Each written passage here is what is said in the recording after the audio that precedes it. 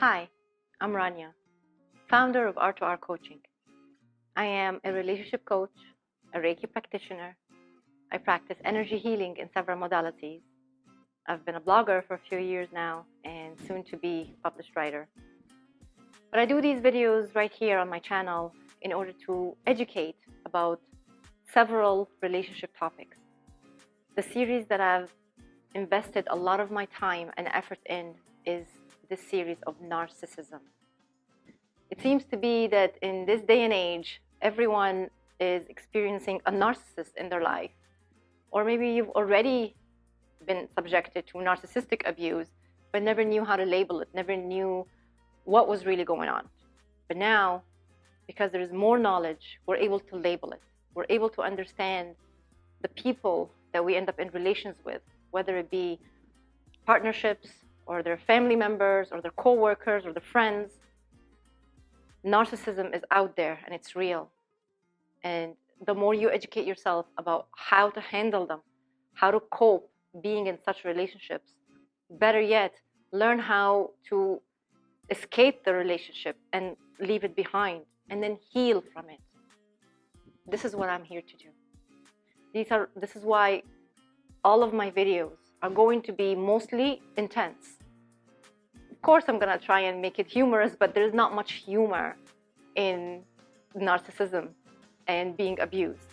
Please do subscribe to my channel. Share them with your friends. Share them with someone who needs to hear the message that I am putting out there.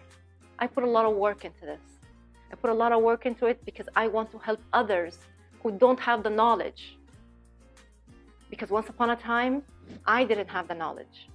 I wasn't very well educated. Hell, I didn't even know what narcissism was just a few years ago. But now I can tell you, I know a lot more, and thank God that I do, because it's helping me a great deal. Thank you for subscribing, thank you for watching, and thank you for sharing. Hello, and once again, welcome to my channel. Today's episode, I'm going to be covering with you 6 behaviors we allowed that enabled the narcissist. And I'm talking here about behaviors that we may have missed, that we did not pay attention to, and without realizing, we enabled the narcissist to abuse us, control us, and in some cases, destroy us completely. So I'm going to be sharing with you the 6 behaviors. I call the first one that they are a conspirator, and we had no idea that they were. And I know I'm using a big term here to discuss someone, and what I'm referring to is someone who plots, schemes, and has hidden agendas to their actions. In particular, I would like to refer to their ulterior motives of their excessive messaging. And it's not out of their undying love that they're going to be trying to convince you with. It's actually a sick need. They like to have tabs on you at all times. They want to know where you are, who you're with, what you're doing, what did you eat, when did you go to sleep, who you talk to. They want to know almost every detail that to you may seem normal and casual to share. And of course, you're going to be sharing it with them without hesitation. You won't see anything abnormal about it until you see other red flags, if you do. And that may trigger you to notice the excessive messaging and the questions. They're going to be gathering all the information they can about you so that they can use it against you in the future. They are also grooming you to make them the center of your world. And they are insinuating themselves in every aspect of your life so they can get to know as much details about you as possible. The more they learn about your life, the easier it is for them to manipulate and control you. Also, part of their excessive messaging is an addiction.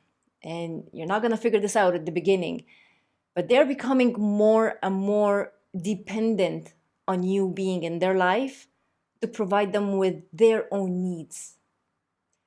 They expect you to be there and available at all times. Their texts actually reveal the insecure creatures that they are, but we usually miss the sign. So you're going to ask yourself, how did we enable them by this type of behavior that we've allowed? We enable them by not calling out the excessive texting and the disrespect to our time, and the entitlement that they seem to have access to us regardless of what's going on in our lives. We enable it because it never crossed our mind that that's actually what's going on. We believe that they like us, they're interested in us, they care about us, and probably this relationship is going to be a long-term one. And that's what we think, so we continue on. Behavior number 2 that we aren't going to be aware of until later, their possessiveness and jealousy. Narcs believe they own you once you become in a relationship with them. And that goes for men and women. The way they speak and demand things from you, the way they're going to be imposing their unrealistic expectations of how a proper relationship should be, according to them. What about all those times that they expressed a hint of dissatisfaction, or in some cases, bluntly stating that they do not want you to go spend time with your friends, whether they're from the same sex or opposite sex, and they start to manipulate you so much into believing that what you're doing is wrong and inappropriate? You're going to ask yourself, how did I enable them? Well, we enabled them by actually believing their BS and doubting ourselves. We end up questioning everything we knew, and for some reason, we start to follow what the narcissist is saying to us. And that's because they are speaking with so much conviction. So you're telling yourself, I guess they might have a point. Maybe I have misunderstood this whole relationship dynamic my whole life, and maybe now I'm being guided, and this is the right relationship for me. That's going to be your internal dialogue. The third behavior that unknowingly we may have allowed that ended up enabling the narcissist: information extracting. And I know I've mentioned this before about them asking you questions, trying to get as much intel on you and on your life as much as they possibly can. But what I want to emphasize here is that when you do answer them and you do share information, what ends up happening is you share confidential information about you, your past, your family, your friends, your past relationships.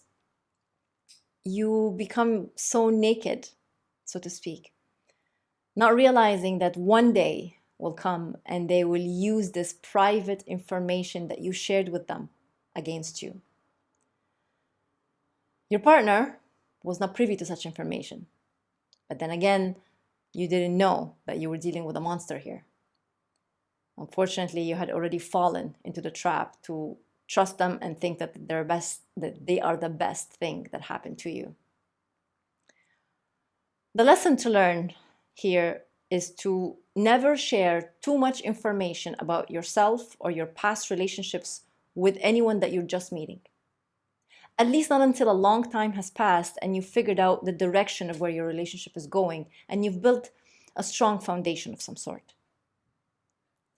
Frankly, it's a mistake that we all make. We share too much about ourselves too early on, and we jeopardize being so vulnerable to strangers. I'm guilty of that on myself. I never listened to my mother's advice, but now I appreciate her advice more than ever. Thank you, Mom. Now you're going to ask yourself, how did we enable the narcissist? Well, we enabled the narc by not saying anything the first time they pulled it off. Either we shrugged it off or just made a passive comment that it was not right that they say this or that they put things in our face. But we didn't take a strong stand. We enable them by not immediately setting strict boundaries for their inappropriate comments, for bringing up your past, and for using it to suit their agenda. And on the topic of setting boundaries, I do want to discuss a little bit more about that. Setting boundaries of any kind in any dynamic requires a consequence when not respected or followed. It's like this. If you're aware that when you drive way past the speed limit, you're gonna either lose some points, get a ticket, or even get your vehicle impounded in some cases. If you knew these are the rules, but you do it anyway, you must be met with the consequences that was stipulated by the authorities. If the authorities don't follow through with what was made clear from the start, everyone will be driving past the speed limit with no regard to consequences. And then you'll have more accidents, more chaos. What do you think the purpose of the rule was from the beginning? It's the same in the relationship, in any relationship. First, you set your rules. You state your boundaries. Not in a threatening kind of way, but in a loving and respectful way. You don't assume, however, the person knows what you accept and what you don't accept. And you can't expect them to be psychic. And you don't anticipate them figuring it out as you go along. It is actually your duty to let them know from the start what your expectations are. And let's say you have not started the relationship on this foot, you still have a chance to rectify this by calling out the unacceptable behavior the minute it happens. The minute it happens. Set the boundaries right there and then, and calmly let them know what your red lines are. I'm sure you have some red lines. Everybody has them. And it's your responsibility to know your own boundaries, to set them, to communicate them, and lastly, to follow through. Number 4 behavior that we may have allowed without realizing that ended up enabling the narcissist is that they are conniving and calculated. Remember all the gifts that they bought for you in the very beginning in the love bombing phase?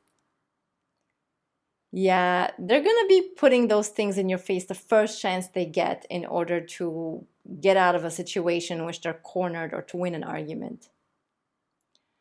And that includes any help that either you've asked for or that they volunteered to do for you, or even anyone in your circle. They will bring it up in arguments when they are losing ground and need to distract from the real issue. You see, they set themselves up to be in that position where they can brag about all the things that they have done for you to make you feel guilty or bad about something that you're bringing up to them. What they do is they offer to do things for you all the time, even like small gestures. And then they tally up all their good deeds as tools for them to use when it's time for them to use it. What you don't know is that all these things were part of the plan from the start. It was all calculated. How did we enable them, you might wonder? Well, we did, without realizing. First, I want to speak to women, so listen up, please. It is very nice when your partner is doing things for you. Who doesn't like that? But don't ever allow them to slowly get you to be so dependent on them in almost everything that you forget to do anything on your own. This is how they gain control. It may all look sweet and cute, But don't ever allow yourself to be in the position where if they're not around, you actually can't take care of things yourself. And I'm talking here to every strong, independent woman. Do not, I repeat, do not fall for the sweet gestures, which later might turn out to be the biggest enabling thing you ever do. Don't set yourself up for being under someone's control like that. I hope you're feeling me here. I'm saying this to you because I know how it looks like. Thankfully, I was too stubborn and too independent that I did not fall for this tactic and refused to give up my independence. I allowed the nice and sweet gestures at times, but I also declined and insisted on doing things by myself. Now, this goes to men and women. Hear me, please. Don't allow your partner to ever make you feel that you are incapable of doing something. Ever. And if you hear them say something around that line or even direct comment of the sort, red flags. A supportive, loving partner would never say such a thing or behave in a condescending way to show off that they are better at doing something more than you. Please be clear about that. If you don't know how to do something, a truly loving partner will teach you, will show you, will get you to practice in front of them. Their aim is to get you to be independent, not to be dependent on them to get things done. When your partner understands the true meaning of love, they are going to act in ways where they are aiming for your growth, for you to be a better version of the person they love and appreciate, for you to keep on learning, and for you to learn together things as you go along life. That is how a healthy relationship looks like. That is how a loving partner looks like. Not the one who tells you, you don't know how to do this. Let me do it for you, or I do it better. If you don't take a stand, you are enabling them. And beware, they will always claim to be doing this because they love you, and then victimize themselves in the same sentence, and then turning you out to be ungrateful and unappreciative of the nice gestures that they're doing for you, that they are doing it with genuine intention. Manipulation at the highest degree. Number 5 behavior that we may have allowed that enabled the narcissist. We end up realizing that they are bullies. The truth is, narcs are the biggest cowards. They're full of talk. They're only good at yelling, screaming, accusing, throwing things around, breaking things, threatening. In the case of a male narcissist, scaring you with their physical dominance. In reality, most of them are full of BS. All they really care about is protecting their perfect image that they have created, and they just want to get supply from whoever they manage to get under their control. If one obeys, great. The other one doesn't, no problem. On to the next one. We enable them by buying into their fear tactic, by allowing them to bully us and falling as their prey. The more we feared and retracted into our shell, the more they projected and the more they gained control over us. They did the bad behavior, but we allowed it to continue and get worse for us.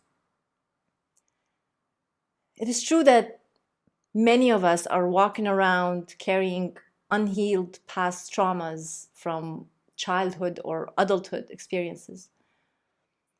That's why we retract as a coping mechanism, because that's the only way we've been used to dealing with it.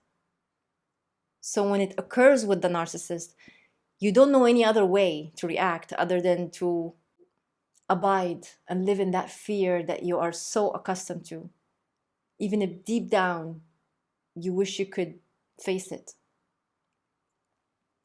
Don't blame yourself. It is not your fault. But it is your responsibility to heal your traumas and your wounds. You can't live your life being stuck in a story. You can change that story. You can refuse to be a victim and rise above it. Yes, with time and perhaps with help. Seek help. But don't let your life pass you by while you live in a victim state. Number 6, the last behavior I'm sharing with you today that we may have allowed that enabled the narcissist.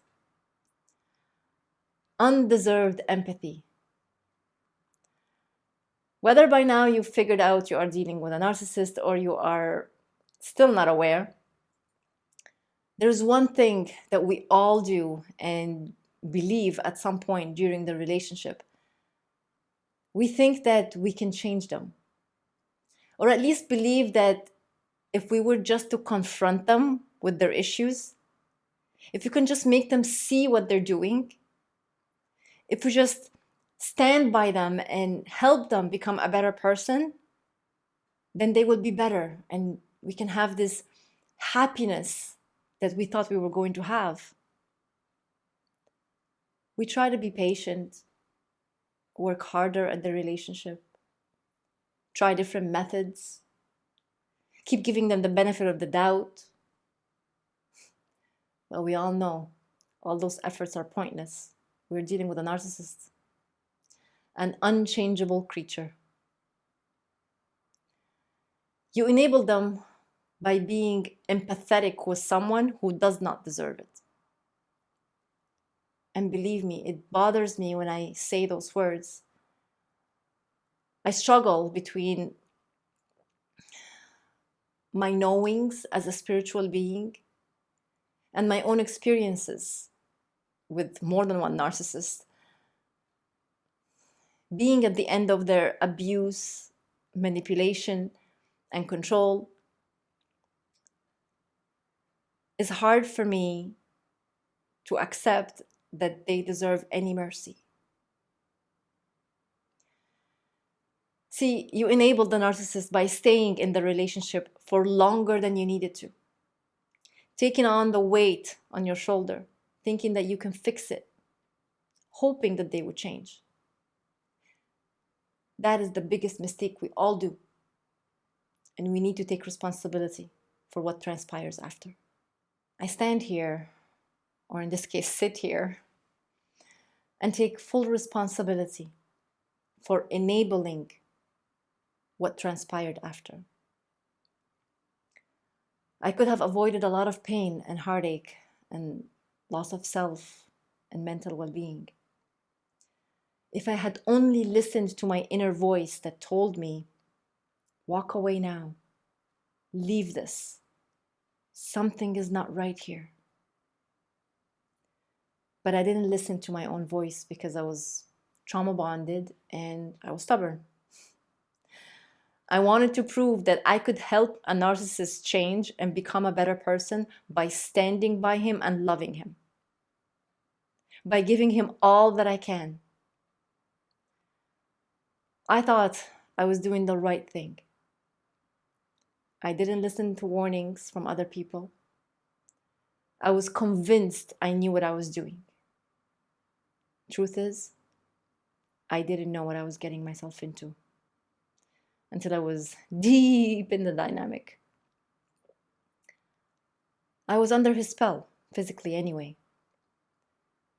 But he never controlled me mentally or emotionally. I beat him at that game. My ex-narcissist could not bring me down to my knees, no matter how much he tried. And oh, yes, did he ever try. I stood up to him. I faced his wrath. I dealt with his anger and temper tantrums. I set the boundaries that he never followed and never respected. I gave him chance after chance. I gave him an opportunity to try therapy. But nothing worked. Because he never believed there was anything wrong with him. Eventually, as you all know, I packed my bags and I left and gone, no contact. The best decision of my life. These behaviors I mentioned here, please be aware of them. Have a good look at your relationship and analyze everything. Anything that may seem too good, it may have a hidden intention. I'm not encouraging you not to have trust in your relationship. I am simply raising your awareness to see the red flags that are actually there and you're not paying attention to them. If there are red flags like these and other ones that I've mentioned in other videos, then yes, don't hand over your trust so easily to someone who could be potentially abusing you, controlling you, manipulating you, disrespecting you. I hope you take my words here seriously. That's all I can do, is educate you, help you, support you. And you know how to find me. If you want me to be your coach, contact me directly. Send me an email to info@r2rcoaching.ca and let me know how I can be of assistance. Until next time, take care of yourself. Ciao, ciao. I hope you liked this video. Please do hit the like button and don't forget to subscribe. You can follow me on Instagram and on Facebook. Thank you for watching.